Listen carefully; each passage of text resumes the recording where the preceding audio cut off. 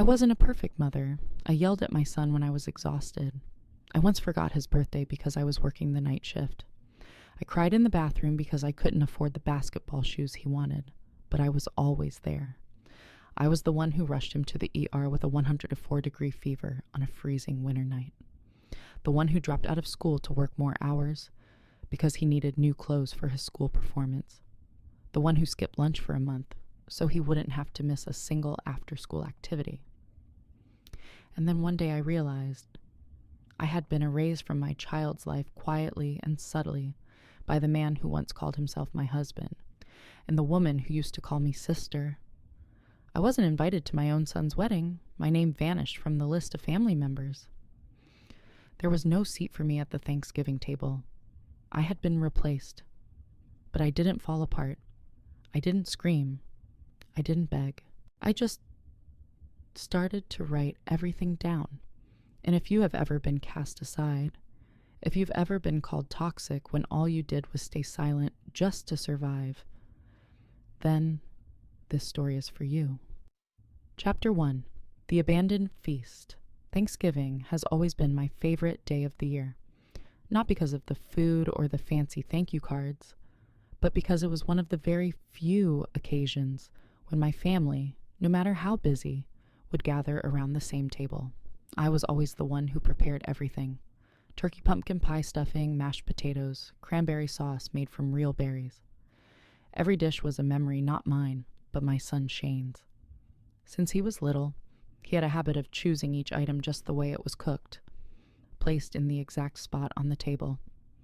I remembered every single detail because I'm his mother, and I used to believe that kind of love was irreplaceable. This year I still prepared it all. Started early in the morning, with the kitchen glowing warm from melting butter and herbs. I carefully placed every fork, folded the napkins into little maple leaves, just like my mother used to. I even added a few favorite treats for the kids' soft chocolate chip cookies, the kind I always made extra because they'd be gone in the first 10 minutes. I even bought orange napkins printed with tiny pumpkins because my daughter-in-law Marissa likes everything to be Instagrammable. I thought, if I got it just right, maybe she'd feel happier about coming. Maybe they'd show up earlier. I hoped so. But then the clock struck 2 p.m., not a single knock on the door. I texted Shane, "Are you all on the way, sweetheart?" No reply. I waited until 2:30, then 3:00. When my phone finally buzzed, I nearly jumped to grab it. It was a message from Shane. Just 12 words, "Mom, we're at Dad's." Savannah's already finished cooking everything. I froze. Savannah, my ex-husband's new wife. She used to be his coworker, then the woman who came between our marriage. I don't hate her. I just never thought she'd become the new mom so quickly. Before I could respond, a second message came from Marissa. Longer. Colder. The kids need to be with their real family. We shouldn't split them up over outdated Thanksgiving traditions. I read it again and again. Real family. Shouldn't split them up.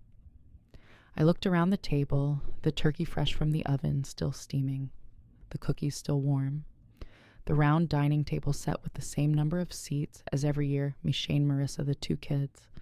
This year, just me. For the first time in my life, I understood what it meant to be replaced. Not by a fight, not by a divorce paper, but by silence and someone else's name. I didn't cry right away.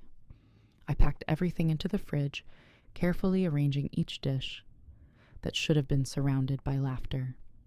I didn't throw away a thing, because deep down I was clinging to each memory like a habit I couldn't let go of. That night I ate alone, a slice of pie, a glass of wine. No TV, no music. I wanted to hear the sound of myself chewing, because at the very least it reminded me that I still existed, even if, in my family's eyes, I no longer did. I thought about the years I spent as a single mother, the nights I stayed up with Shane's fevers, the promotions I turned down so I could stay home and teach him how to read. I never asked for thanks, but I never imagined I'd be forgotten this easily. Back then, I had no plans for revenge. I only had one thing in my heart the moment I realized I was no longer family to the child I gave birth to, and I understood. When you have nothing left to lose, silence becomes the most terrifying weapon of all. Chapter 2. The Cold-Blooded Letter and a Turning Point. I didn't sleep that night, not because I was angry, but because I was awake, more awake than I'd ever been. I sat silently on the sofa kitchen, lights still on. The Thanksgiving meal was still laid out, but I wasn't in a hurry to clean it. For the first time in years, I wasn't thinking about others. I was thinking about myself. The moment Shane texted that he chose to have dinner with his real family, something inside me died. But another part one I had buried for so long began to stir. Very slowly, very clearly. I realized if I stayed silent, it wasn't out of weakness. It was because I had begun to remember every wound they thought I'd forget. The next morning, I took out old photographs, framed family pictures we'd kept for years. I didn't tear them. I used scissors. Each cut was clean, precise, like I was performing surgery on my own emotions. I placed the pieces into a large envelope. Inside were photos now split down the middle. Each one halved me on one side, Shane, Marissa, the two kids on the other. Exactly how they'd chosen to divide this family. I handwrote a note, not long, not emotional, just 2 lines. A table set for love, but only ghosts showed up. The real ones were never family. I wrote it in red ink. Not for drama, it just happened to be the only pen left on my desk. A color chosen by chance, and yet the color of endings. I didn't sign it. I didn't include any explanation. I sealed the envelope tightly. And the next morning, I went to the post office and sent it express to Shane's house. When the clerk asked if I wanted to write a return name, I shook my head. I thought, if he still recognizes his mother's handwriting, then he deserves to read this letter. When I got home, I cleaned the entire dining room, folded the napkins, washed the dishes, closed the fridge. There was nothing left from yesterday's celebration except the faint scent of cinnamon and honey still lingering in the air. The scent of a hope. That went unanswered. I opened the drawer where I kept old documents. Inside was a copy of the will I had drafted 5 years ago, back when I still thought I'd grow old with my family, leaving everything to Shane and the grandkids. Looking at it now, I realized how naive I'd been. I called Margaret, an old lawyer, and a friend from college. When I told her I wanted to rewrite the entire will, her voice carried a hint of surprise. "What happened, Morgan?" I simply replied, "It's not about what happened. It's about what didn't." 3 days later, I had a new draft in hand, and for the first time in my life, a legal document brought me peace. In the new will, I removed Shane and Marissa entirely. Not to punish, but to preserve the worth of what I had built. I created a special clause for my grandchildren, the 2 little ones I still loved. Every year, if they visited me just once on Thanksgiving Day, then all their college tuition, housing, and inheritance would be transferred to them when they came of age. If not, every cent would go to a local foundation for single mothers and abandoned children. Not a single dollar would touch the hands of those who turned their backs on me. This wasn't revenge. It was realignment, placing value where it belonged. That evening, I sat down and began writing in a journal. Not to record pain, but to begin a new journey, the journey of a woman cast aside, but not broken. I didn't promise forgiveness, but I made one vow to myself: I would never let my silence become the pavement others used to walk all over me. The letter I sent wasn't just a message. It was a farewell.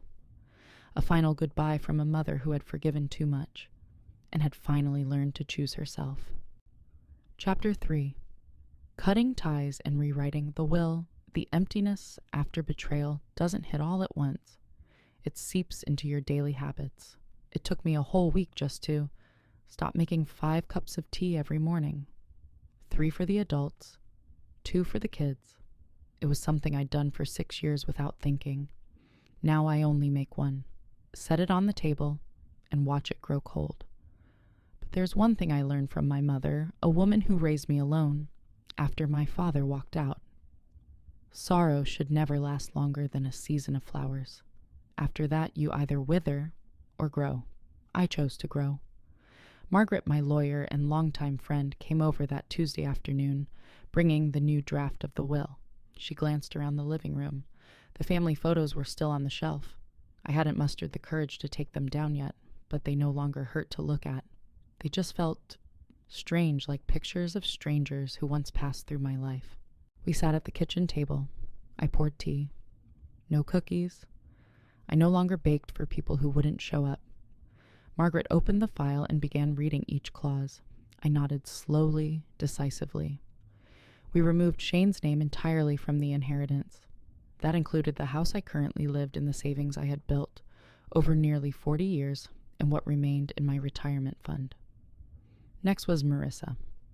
Though she hadn't been named in the original draft, I asked Margaret to state clearly, "No inheritance assets or benefits of any kind shall be transferred to Marissa Thomas under any circumstances."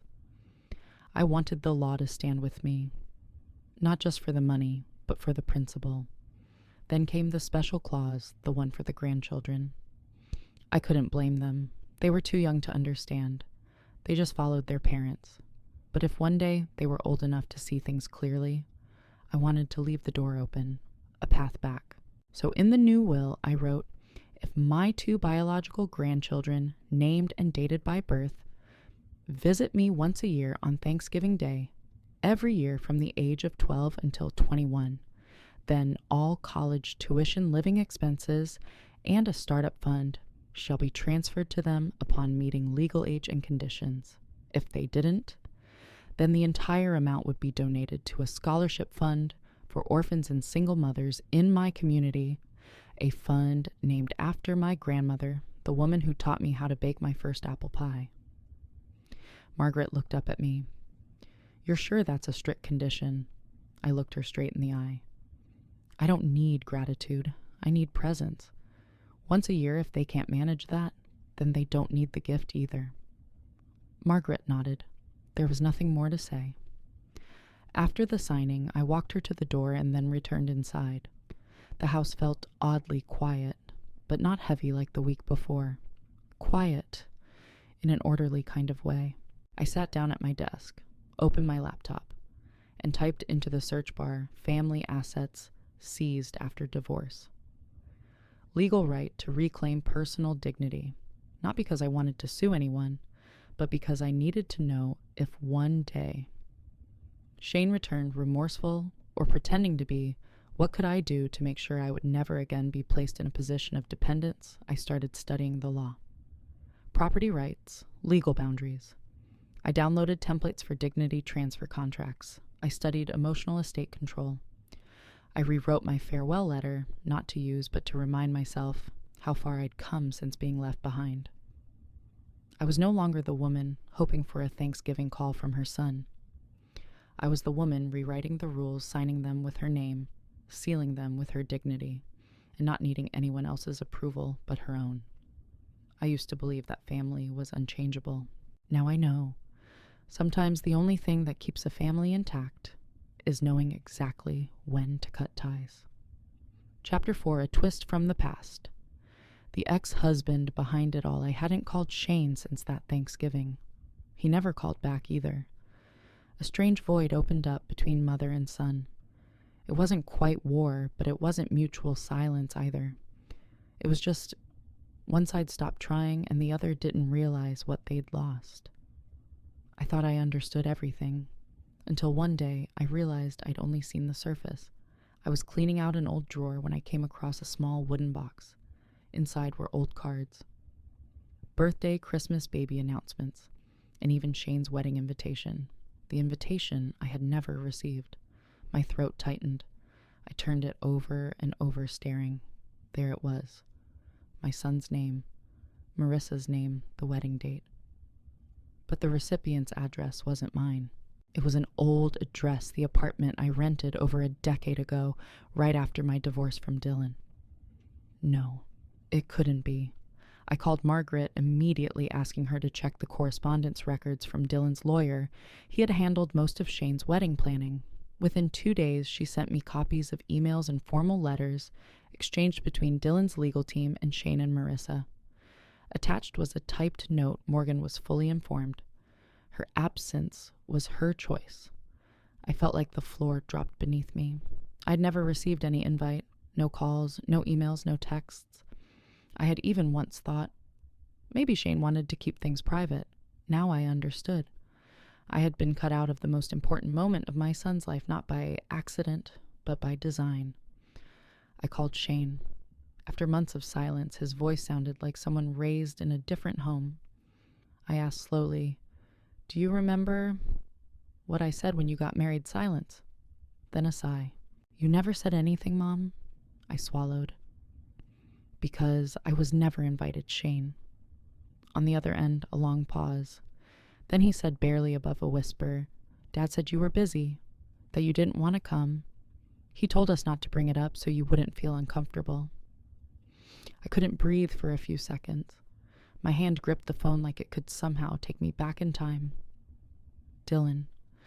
I used to think he left because he was tired, because he didn't love me anymore. But I never imagined he would sever the bond between me and my son with just one lie. No gun, no knife, just a changed address on an invitation. The pieces began to fall into place. Why Shane grew distant after Dylan remarried. Why Marissa always looked at me with quiet contempt, like I was the mother who abandoned her family. Why I was never included in the big family events. It all traced back to one route. Dylan had rewritten the story, one where I was the one who left, and I had stayed silent for far too long. I asked Margaret to come over again. This time I didn't just want to update a will. I wanted to legally reclaim my story. We filed a formal request to investigate Dylan's use of a false address for critical correspondence. I petitioned the court for permission to file a legal statement acknowledging fraudulent communication and a pattern of exclusion from family decisions. Not to sue for money, but to create a legal record of the truth. So one day when my grandchildren grow up and ask, "Why weren't you at Mom and Dad's wedding?" I can show them documents, not tears. That night I looked again at the only wedding photo. I had a screenshot from social media. Shane in a suit standing next to Marissa. Beside them, Dylan and Savannah, his hand resting on my son's shoulder like they were the perfect parents. I used to be the one in that picture. The one who walked Shane to his first day of school. The one who held his hand during his first vaccine shot. And I was erased not by death, but by a lie from the man who once swore he'd never hurt me. The story of a mother who vanished from her son's life didn't begin with a grave. It began with a lie told too many times. But I'm still here, and this time, I'm the one telling the story. From the beginning. Chapter 5. The Counter Chase. Victory in Court. I used to think that taking family matters to court was the final act of someone defeated. Now I think differently. Sometimes the courtroom isn't a place to demand justice. It's a place to rewrite the truth that others tried so hard to distort. Margaret and I sat in front of the screen reviewing every piece of old correspondence, everything Dylan had ever sent to me and to Shane. I had the old address. I had proof that Dylan used it to mail the wedding invitation, even though he knew full well I had moved over 10 years ago. I had screenshots of emails where Dylan wrote to Shane, "Don't mention her." She said she doesn't want to be involved. That line made me sit in silence for several minutes. I didn't know if I felt pain or rage, just emptiness, as if all my years of sacrifice had been reduced to a convenient excuse. The lawsuit wasn't criminal. We filed a civil suit requesting legal recognition that Dylan had deliberately used false information to exclude me from key family decisions. We weren't asking for damages. We only wanted a formal legal statement to say I wasn't the one who walked away. I was the one who was left out. On the day of the hearing, I wore a gray dress my mother had sewn for me years ago, not to impress anyone, but because I needed to carry with me the strength of the woman who once held up an entire family without complaint. Dylan showed up. His hair was grayer than I remembered. Next to him sat Savannah, polite demure, but with that defensive glint in her eyes. They hadn't expected me to go this far. Just as I had never expected they would go this far in erasing me from my own son's life. The court listened to our side.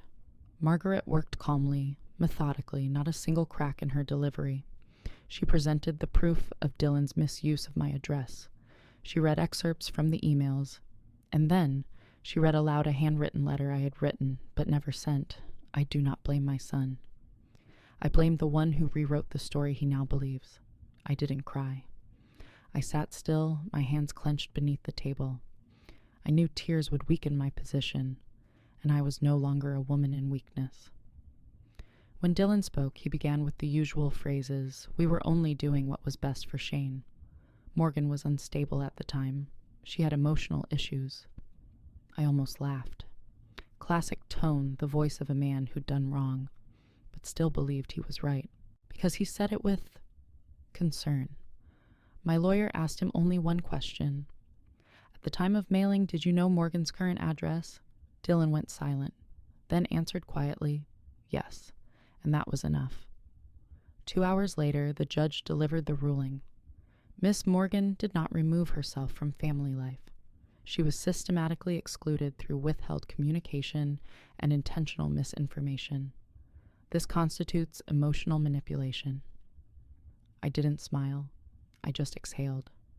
For the first time in years, the truth stood with me. Not in someone's version of events, but in a legal document stamped in red holding real weight.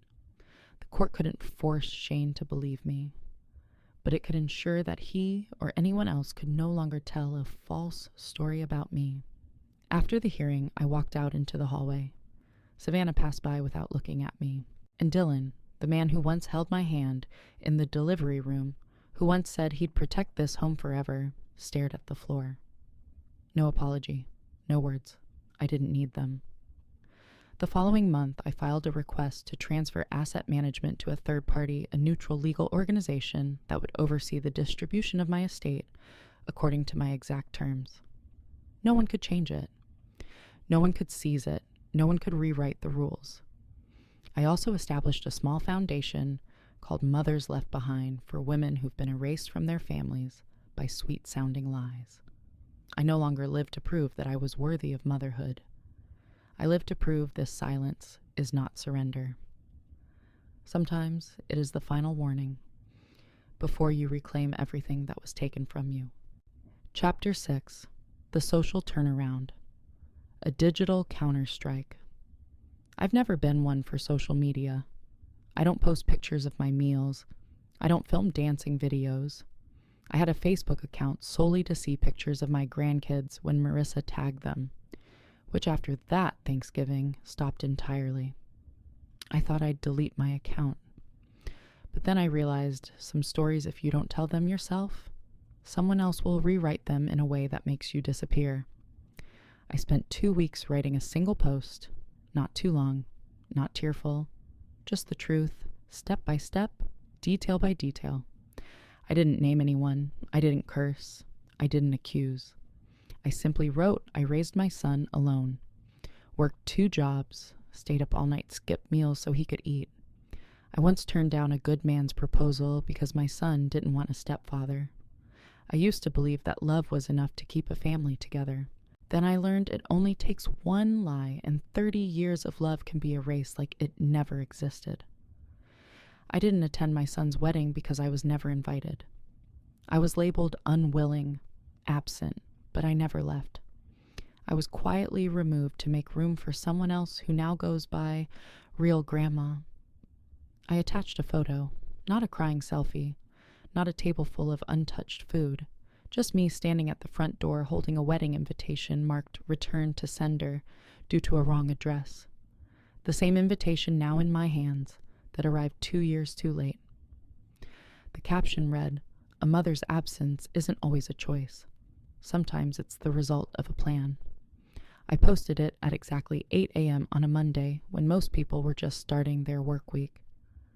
I thought maybe a few would sympathize, a few would scroll past. I was wrong. The post spread faster than I could have imagined. A women's group reshared it, adding how many mothers are erased from their families, and no one talks about it. Another person commented, "This hits hard. My mom was replaced too, just because she didn't know how to use social media to tell her side." Within 24 hours, the post had nearly 30,000 shares. I received hundreds of messages, not advice, but stories that felt eerily familiar. Mothers labeled toxic simply for speaking up. Grandmothers cut off from their grandkids because they didn't fit the Instagrammable ideal.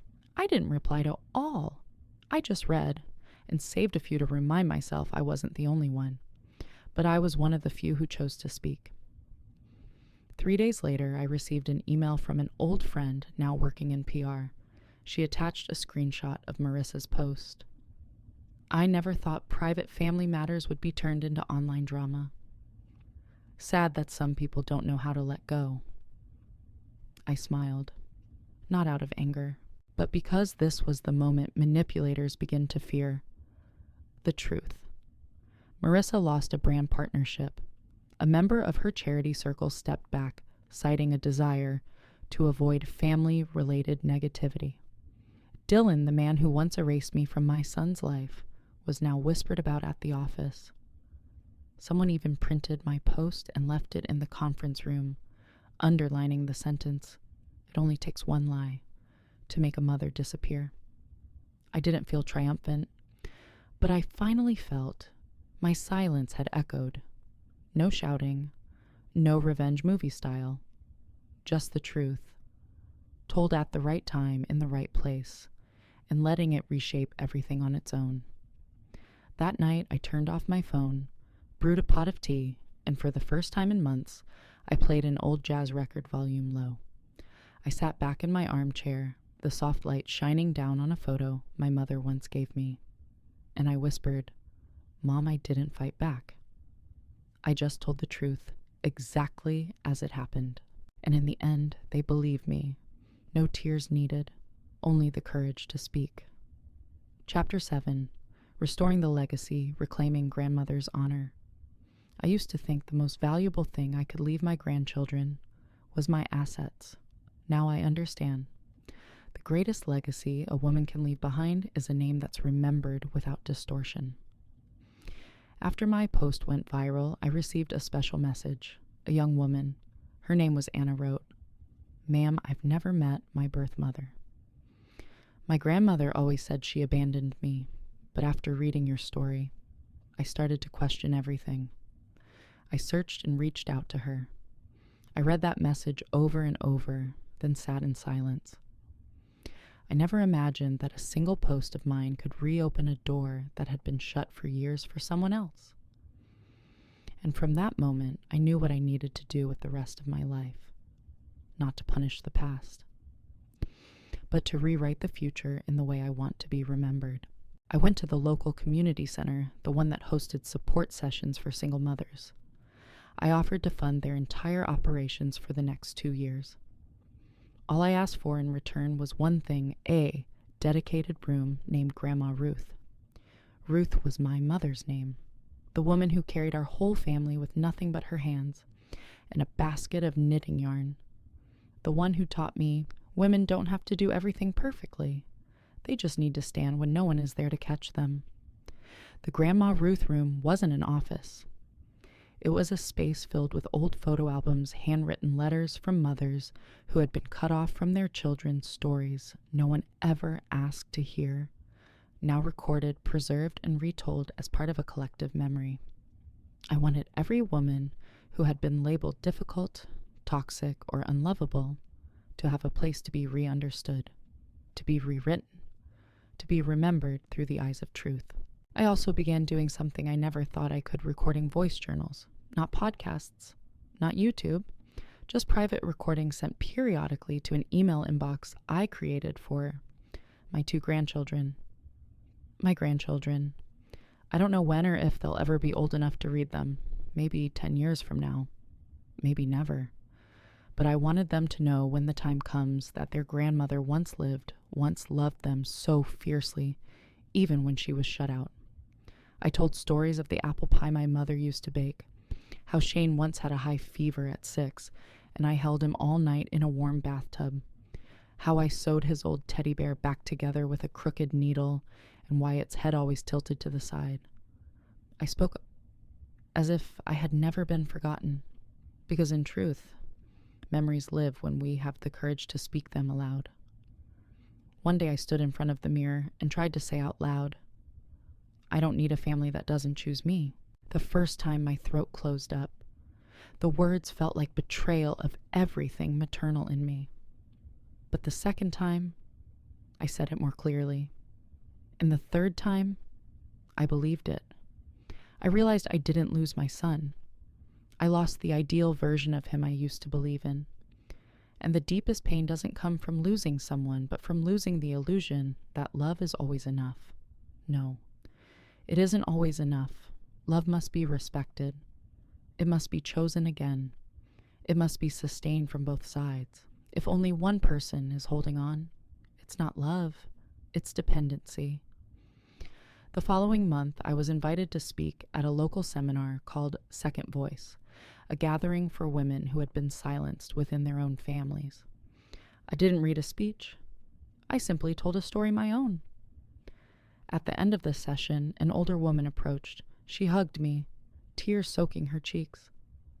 "Sister, I thought I was the only one who didn't get to attend my child's wedding. Now I know. I'm not crazy. I was just left behind." I hugged her for a long time, and I understood I'd just given someone the most powerful legacy of all, the feeling of not being alone. I still live in the same old house. I still brew tea every morning, but now it's 2 cups. One for me and one set gently before a photo of my mother. And every Thanksgiving I still cook a full meal, not to wait for anyone, but to remind myself I'm still here, still whole, even if no one remembers. And if one day my grandchildren walk through that door, they won't need an apology. They'll need a grandmother whose spirit remained intact to welcome them with open arms, not a shattered heart. Chapter 8, a quiet ending, but a radiant one that Thanksgiving. I still woke up at 5 a.m., just like always. I peeled apples, kneaded dough, simmered cranberry sauce, and brushed butter across the turkey skin as if a special guest were on their way. But deep down, I knew no one was coming. It had been 3 years in a row now, eating alone, and I had made peace with the silence. I didn't wait anymore. I didn't cook for who might show up. I cooked to honor the part of me who used to wait, who used to hurt, and who finally chose not to shatter any further. At noon, I set the table just like every year with 2 sets of cutlery. One for me, one for the person I once thought would sit there. I placed the plates down, took out a bottle of red wine, the one I once promised I'd only open if Shane ever came back. Today I opened it, not because anyone returned, but because I no longer saved space for grief. 2:17 p.m., the doorbell rang. I thought it was the mailman, or maybe a neighbor, but when I opened the door, it was Ellie, my granddaughter. She looked older than I remembered. Long black hair cascading over her shoulders, and those eyes identical to Shane's when he was little stared at me with quiet hesitation. She wore an old jacket and held a small box in her hands. I stood frozen. No breath, no words. Ellie spoke first. "I'm not sure if you even want to see me, but this year I chose to come here instead of staying at Mom and Dad's. I want to know what really happened." Her voice held no blame, no bitterness, only the gentle curiosity of a 16-year-old girl, just beginning to ask big questions about love, family, and memory. I invited her in. That meal had no tears, no apologies. We simply ate, talked quietly. I told her about my mother, some silly stories about Shane as a boy. Ellie laughed. She offered me food here and there, each gesture as light as breath, but to me it weighed more than the world. After the meal, Ellie handed me the box. Inside was an old teddy bear, its head crooked and one ear torn. I found this while cleaning my closet. Dad didn't say much, just that it was a gift from someone when he was little, But I figured it was from you. I nodded. There was no need to hide it anymore. I stitched it with old thread. We couldn't afford a new bear back then. But Shane loved it. He slept with that bear for 2 years straight. Ellie picked up the bear, her eyes glistening. So it's true. You didn't walk away. I held her hand firmly. No blame for her father. No blame for anyone. I just said, sometimes people tell stories in ways that make themselves feel more comfortable. But the truth? It's always here, waiting to be open. Ellie didn't stay the night. She left as twilight settled in. Before she left, she hugged me, not long, not dramatic, but enough for me to know something had healed. I'll come back next year, if you're still making turkey this good, she teased. I smiled and nodded. It'll be even better. After Ellie left, I sat at the dining table again. I looked at the 2 plates, and for the first time in years, both had been used. I don't know if Shane will ever understand. I don't know if Dylan sleeps soundly with his choices. I don't know if Marissa will ever tell her children half the truth. But I know this, from today forward, I no longer have to stay quiet for the comfort of anyone else. On the table, the wine bottle was half empty. I poured another glass, raised it gently, and whispered to all the women who were cast aside without ever knowing why. To all the mothers erased from stories they helped write, and to endings that aren't loud but radiant enough to quietly heal everything. I took a sip, and for the first time in my life, it tasted sweet. Not because of the wine, but because I had finally learned how to choose my place and sit in it without asking anyone's permission. Perhaps the most painful thing in this world isn't being hated. It's being forgotten by the very person you once loved with the entirety of your youth. Morgan once waited for a phone call, a hug, or just a simple explanation, but all she ever received was years of silence.